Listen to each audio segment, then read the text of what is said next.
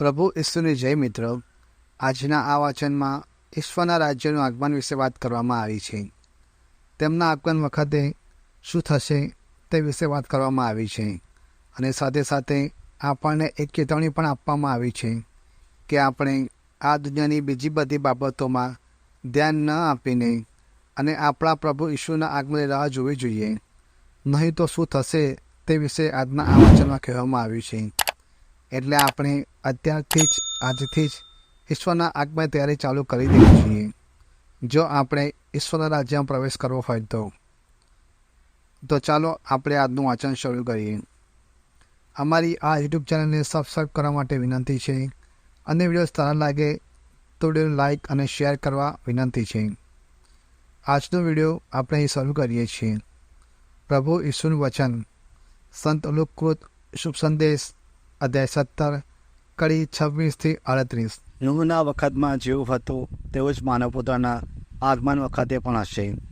નૂહ વહાણમાં ચડી ગયો ત્યાં સુધી લોકો ખાતા હતા, પીતા હતા, પરણતા હતા, પરણાવતા હતા અને જળપ્રલય આવીને બધાનો નાશ કર્યો. લોતના વખતમાં પણ એમ જ બન્યું હતું. લોકો ખાતા હતા, પીતા હતા, વેપાર ધંધો કરતા હતા, ખેતી કરતા હતા, ઘર બાંધતા હતા. પણ લોત સદોમથી ચાલ્યો ગયો. તે જ દિવસે ઈશ્વરે આકાશમાંથી આગ અને ગંધક વર્ષાવી બધાનો નાશ કર્યો. માનવપુત્રને પ્રગટ થવાના દિવસે પણ એમ જ થવાનું. જે માણસ છાપરા ઉપર હોય અને તેનો સર સામાન ઘરની અંદર હોય તો તેને તે લેવા નીચે ન આવવું. તે જ પ્રમાણે જે માણસ ખેતરમાં હોય તેણે પણ પાછા ન આવવું.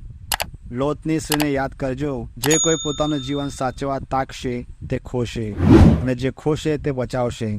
હું તમને કહું છું કે તે વખતે 2 જણ એક પથારીમાં સૂતા હશે, તેમાંથી એકને લેવામાં આવશે અને બીજાને પડતો મૂકવામાં આવશે. 2 બાઈઓ સાથે લડતી હશે, એકને લેવામાં આવશે પણ બીજીને પડતે મૂકવામાં આવશે. 2 જણ ખેતરમાં હશે, એકને લેવામાં આવશે અને બીજાને પડતો મૂકવામાં આવશે. આ ઉપરથી તેઓએ ઈસુને પૂછ્યું, પ્રભુ, આ બધું ક્યાં બનશે? તેમણે જવાબ આપ્યો, જ્યાં મળદું હશે ત્યાં ગીધડા ભેગા થવાના.